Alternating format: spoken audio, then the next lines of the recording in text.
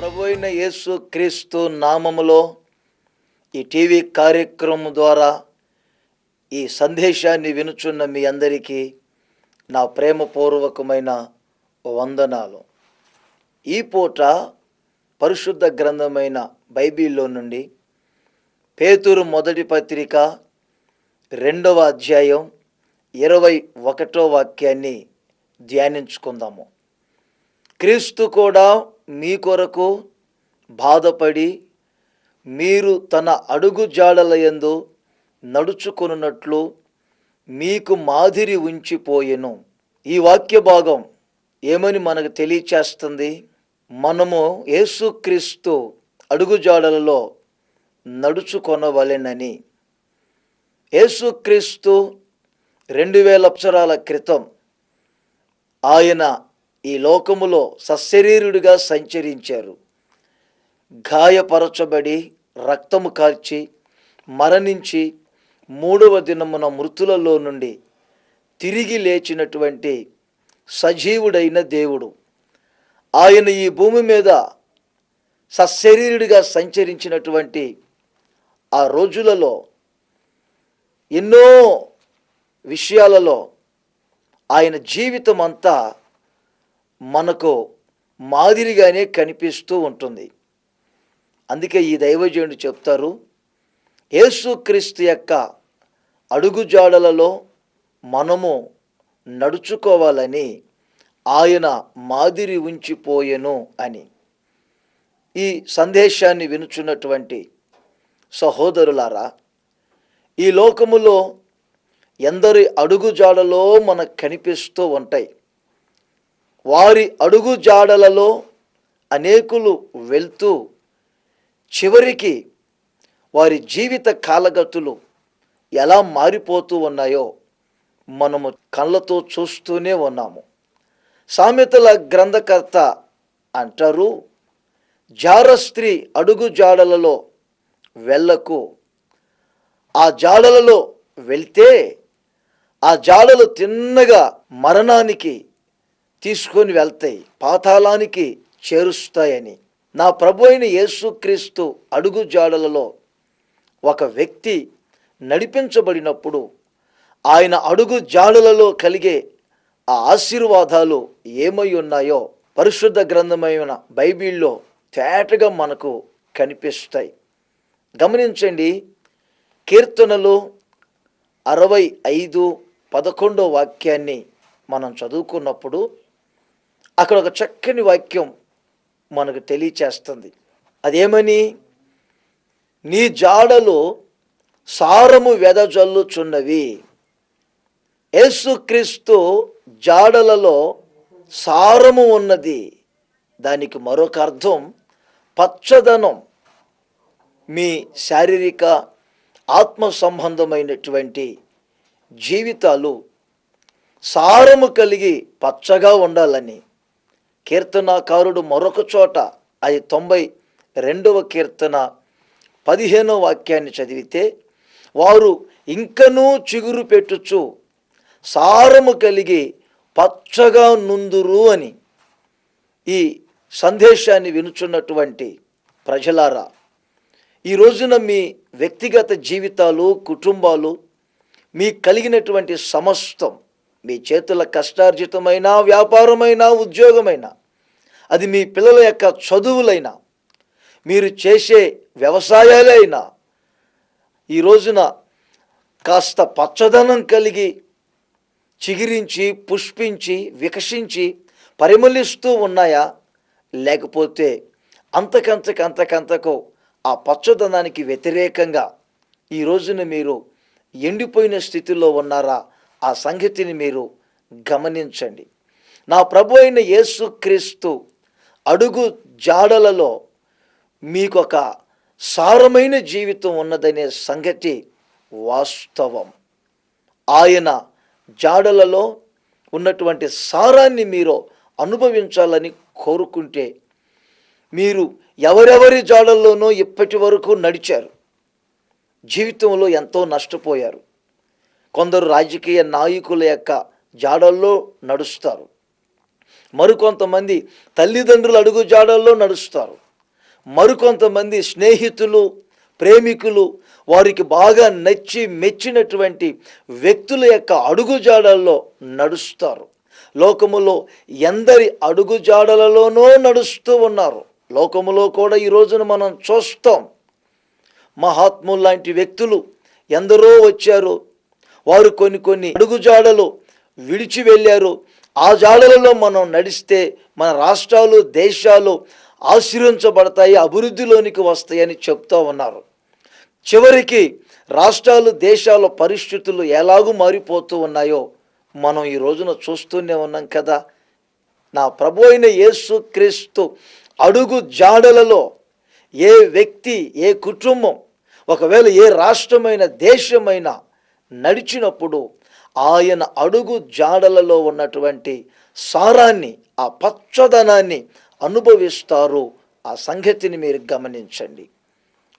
తనది కాని మోయాబు ప్రాంతానికి నయోమి అనే ఒక సహోదరి తన భర్తను పిల్లల్ని తీసుకొని వెళ్ళారు. భర్తను పిల్లల్ని పోగొట్టుకొని మరలా తమ స్వదేశమైనటువంటి బెత్లెహేము గ్రామానికి వస్తే ఆ గ్రామ వాస్తవ్యులు ఆమెను గుర్తించలేకపోతూ ఉన్నారు.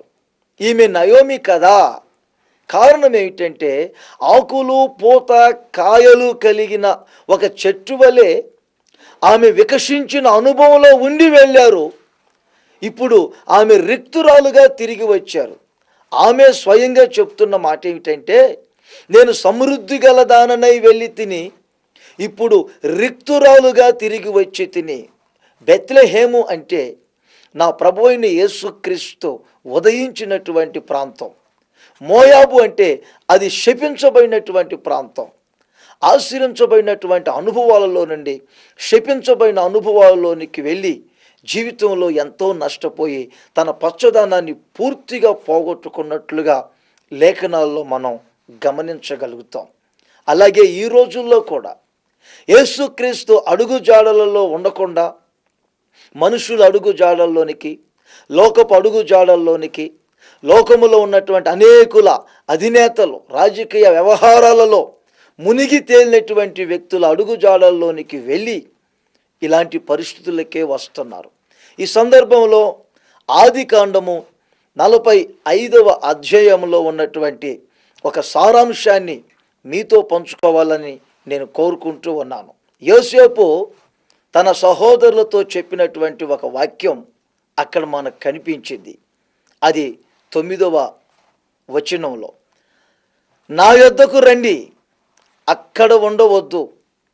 11వ వాక్యంలో ఏమని వ్రాయబడిందంటే, కరువు అనేది రాకుండా నేను మిమ్మల్ని పోషిస్తాను. 45:18వ వాక్యంలో వ్రాయబడింది, ఈ దేశము యొక్క సారాన్ని మీరు అనుభవిస్తారు. గమనించండి, యోసేపు యేసుక్రీస్తుకు సూచనగా కనిపిస్తారు.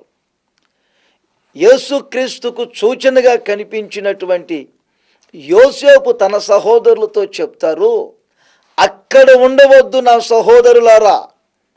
అప్పటికి ప్రపంచ పరిస్థితి అంతా భయంకరమైనటువంటి కరువు.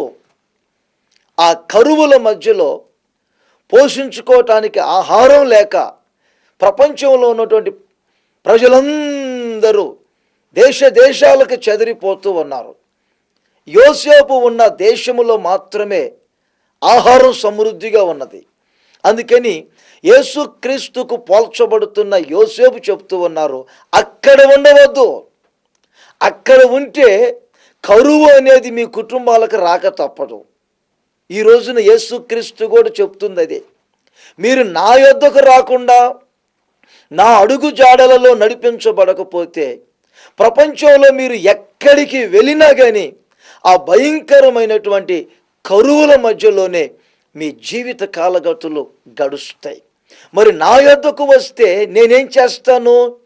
మీ వ్యక్తిగత జీవితాలకు, మీ కుటుంబాలకు, మీ కలిగిన సమస్తానికి కరువు రాకుండా నేను మిమ్మల్ని పోషిస్తాను. ఈ వాక్య సందేశాన్ని వినుచున్నటువంటి వారులారా, ఈ రోజున మీరు ఏ కరువుల చేత కన్నీళ్ళ మధ్యలో కాపురం చేస్తూ ఉన్నారు, చేతుల కష్టార్జితం వృద్ధి పొందటం లేదని, వ్యాపారాలు పైకి రావటం లేదని, ఉద్యోగాలలో వచ్చే కష్టార్జితాన్ని అనుభవించలేకపోతున్నామని, ఎంత ఖర్చు చేసి పిల్లలను చదివించిన ఆ పిల్లల చదువులలో అపజయాలు పాలవుతున్నారని, వ్యవసాయంలో పంట చేతికి వస్తుందనుకునే సమయంలోనే ఏదో ఒక భయంకరమైనటువంటి పెను తుఫానులు వచ్చి పొలాలలో పంట చేతికి రాకుండా అనుభవించలేని భయంకరమైన కరువు, వస్త్రములు లేని కరువు, ఆహారం లేని కరువు, చేతి నిండా డబ్బు లేని కరువు, ఆరోగ్యము సమాధానము సుఖ సౌఖ్యాన్ని అనుభవించలేని ఒక భయంకరమైనటువంటి కరువు. ఆ రోజుల్లో ఆ కరువుల మధ్యలో యోసేపు చెప్తూ ఉన్నారు, అక్కడ ఉంటే కరువు తప్పదు, నా యొద్దకు రండి, అంటే నా అడుగు జాడలలోనికి రండి, నా అడుగు జాడలలోనికి మీరు వస్తే కరువు అనేది రాకుండా నేను మిమ్మల్ని పోషిస్తాను, నాలోని సారాన్ని మీరు అనుభవిస్తారు. యేసుక్రీస్తు కూడా అనేక ఉపమానాలు చెబుతూ ఆ ఉపమానాల మధ్యలో ఒక విషయం చెప్పారు. నేను ద్రాక్షావల్లిని, మీరు తీగలై ఉన్నారు, మీరు నాలో నుండి వేరైతే, ద్రాక్షావల్లిలో నుండి తీగ వేరై ఎలాగో అది ఎండిపోతుందో మీరు కూడా అలాగే ఎండిపోతారు. ఏదైనా ఒక జిల్లాకు ఒక భూకంపం వచ్చిందంటే ఇల్లు విడిచిపెట్టి రోడ్లెక్కి నిలబెడతా ఉన్నారు. ఏమయ్యా, మీరు సంపాదించుకున్నటువంటి సంపాదనంతా విడిచిపెట్టి రోడ్ల మీదకి వెళ్ళి అక్క నిలబడి ఉన్నారు. ఏమిటంటే ప్రాణాలు దక్కితే చాలు అంటూ ఉన్నారు. మరి ఆస్తి ఆ ఉగ్రత దినమందు అక్కరకు రాదనే సంగతిని గుర్తించండి. ఎవరెవరి అడుగు జాడల్లోనుకో వెళ్ళండి. ఆస్తులు సంపాదించుకోవచ్చు, పదవులు సంపాదించవచ్చు, లోకములో హోదాలు సంపాదించవచ్చు, కానీ నా ప్రభు అయిన యేసుక్రీస్తు అడుగు జాడలలోనికి వస్తే ఆయన అడుగు జాడలలో నీతి ఉన్నది గనుక ఆ నీతి మిమ్మల్ని మరణము నుండి రక్షిస్తుంది. ఓసారి ఓ బ్యాంక్ మేనేజర్ గారింట్లో వాక్యం చెప్తా ఉంటే నీతిమంతుల కొమ్ములు హెచ్చించబడును అని సందేశం ఆరంభిస్తే ఆ బ్యాంక్ మేనేజర్ గారు అంటారు, నీతిమంతులు ఉన్నారా అని. చాలా చదువుకున్నటువంటి వారు, అందరి మధ్యలో గౌరవంగా బ్రతికేవారు, నీతిమంతులు ఉన్నారు, నీతి అంటే ఏమిటో కూడా తెలియని పరిస్థితులలోనే భక్తి చేస్తూ ఉన్నారు. నేను అన్నాను, నీతిమంతులు ఉన్నారా అని మీరు ప్రశ్నిస్తున్నారండి. రోమపత్రిక 5వ అధ్యాయం 9వ వాక్యములో వ్రాయబడింది, ఇప్పుడు యేసుక్రీస్తు రక్తము వలన మనము నీతిమంతులముగా తీర్చబడి మరింత ఉగ్రత నుండి తప్పించబడితిమి అని. యేసుక్రీస్తు రక్తము చేత మనిషి నీతిమంతుడిగా మార్చబడుతూ ఉన్నారు. ప్రపంచములో ఎన్నెన్నో యంత్రాలు కనిపెడుతున్నారు, కానీ పాపములో నుండి మనిషి విడిపించబడే యంత్రాన్ని ఎవరూ కనిపెట్టలేకపోతూ ఉన్నారు. యేసుక్రీస్తు యొక్క రక్తం మనిషిని జన్మ కర్మ పాపాలలో నుండి విడిపిస్తుంది గనుక ఆయన రక్తం చేత ఎవరైతే కడగబడి మనస్సును మార్చుకొని యేసుక్రీస్తు జాడలలోనికి వచ్చి ఆయన జాడలలో స్థిరపరచబడాలని కోరుకుంటారో అలాంటి వారు నీతిమంతులుగా మార్చబడతారు, ఉగ్రత నుండి తప్పించబడతారనే సంగతిని గుర్తించండి. ఓ గొప్ప ఆసామి ఆ పరిసర ప్రాంతాలలో అతడే గొప్పవారుగా ఉండేవారు. ఒక రోజున సుఖ సౌఖ్యాన్ని అనుభవించేటటువంటి ఆ వ్యక్తికి ప్రతికూల పరిస్థితులు ఏర్పడి ఇల్లు కూలిపోవటం, 10 మంది పిల్లలు ఒక్కసారిగా చనిపోవటం, పొలాలలో ఉన్నటువంటి పైరు మొత్తం నాశనం కావటం, ఆయన కలిగినటువంటి గొర్రె మందలన్నీ నాశనం కావటం. అంత మాత్రమే కాదు, అరికాలు మొదలుకొని తల వరకు భయంకరమైనటువంటి చర్మపు వ్యాధితో బాధించబడుతూ ఉన్నారు. అతనిని పరామర్శించాలని 3 స్నేహితులు వచ్చి ఆయన్ని సూటిపోటి మాటల చేత కించపరుస్తూ ఉన్నారు. చివరికి ఆయన భార్య కూడా ఆ వ్యక్తిని అంటుంది, ఇంకా నీతి యథార్థత అంటూనే ఉంటారా?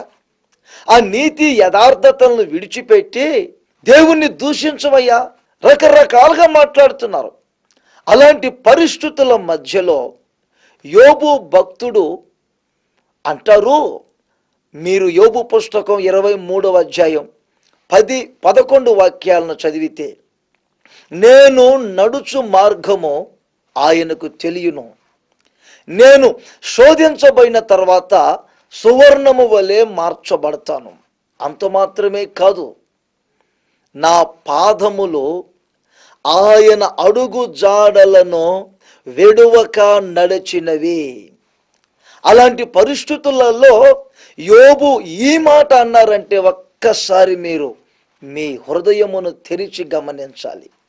అన్ని పరిస్థితులు అనుకూలంగా ఉన్నప్పుడు కాదు యోబు నేను నీతిని అనుభవిస్తున్నాను అని చెప్పింది.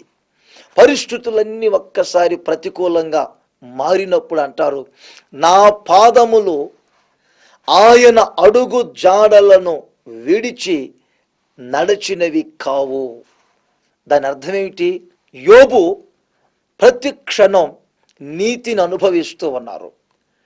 నా శరీరం ఈ విధంగా క్షీణించిపోయినా, ఆస్తులు కోల్పోయినా, పిల్లలను నేను కోల్పోయినా, నా పరిస్థితులు మరొకలాగా మారినా, నీతి నన్ను మరణం నుండి రక్షిస్తుంది గనుక నేను నీతి అనే అడుగు జాడల్లోనే నడుస్తాను.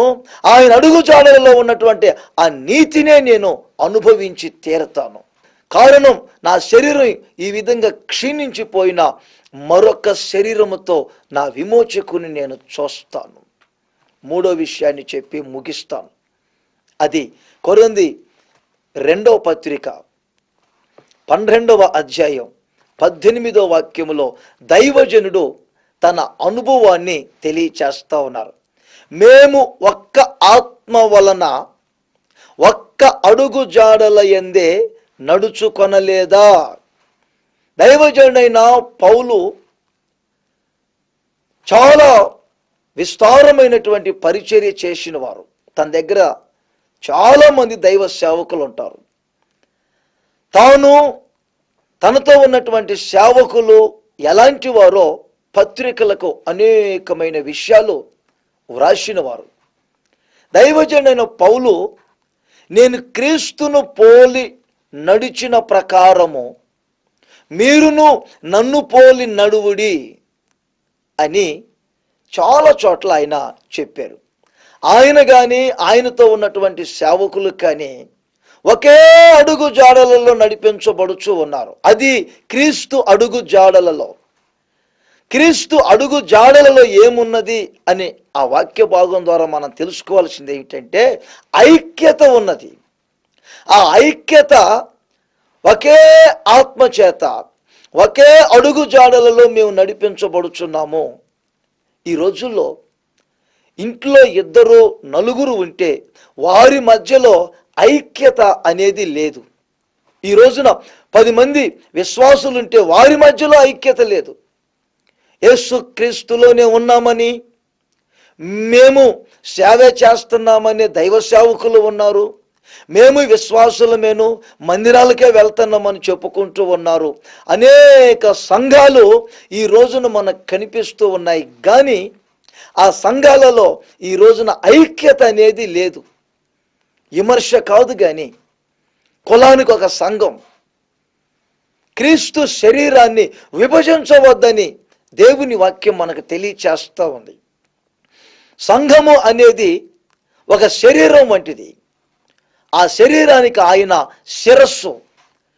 ఒక శరీరములో అవయములన్నీ ఏ విధముగా ఐక్యత కలిగి ఉన్నాయో, యేసు క్రీస్తు అడుగు జాడలలో కుల మత మిషన్ భేదాలు లేకుండా, ధనికులని పేదవారు అనేది లేకుండా ఆయన అడుగు జాడలలో ఉన్నటువంటి ఐక్యతను అనుభవించి ఆ ఐక్యతలో ఉన్నటువంటి ఆశీర్వాదాన్ని, శాశ్వత జీవాన్ని ఈ రోజున మీరు అనుభవించాలి. మన పితరులు ఇశ్రాయేలీలు లక్షల కొలది ప్రజలు ఐగుప్తు దేశం నుండి పాలు తేనెలు ప్రవహించు దేశానికి ప్రయాణం చేశారు. వారందరూ ఆత్మ సంబంధమైనటువంటి బండలోనిది ఒకే పానీయమును త్రాగిరి, ఆత్మ సంబంధమైనటువంటి ఒకే ఆహారమును భుజించిరి. వారి మధ్యలో విభేదాలు లేవు. ఈ రోజున సేవకుల మధ్యలో విభేదాలు, సంఘాలలో ఈ రోజున భేదాలు దైవజనుడైన పౌలు పలు చోట్ల హెచ్చరిస్తూ ఉన్నాడు. క్రీస్తు విభజించబడలేదు, సంఘాలు విభజించబడకూడదు, కుల మతాలు అనేది సంఘాలలో చోటు చేసుకోకూడదు.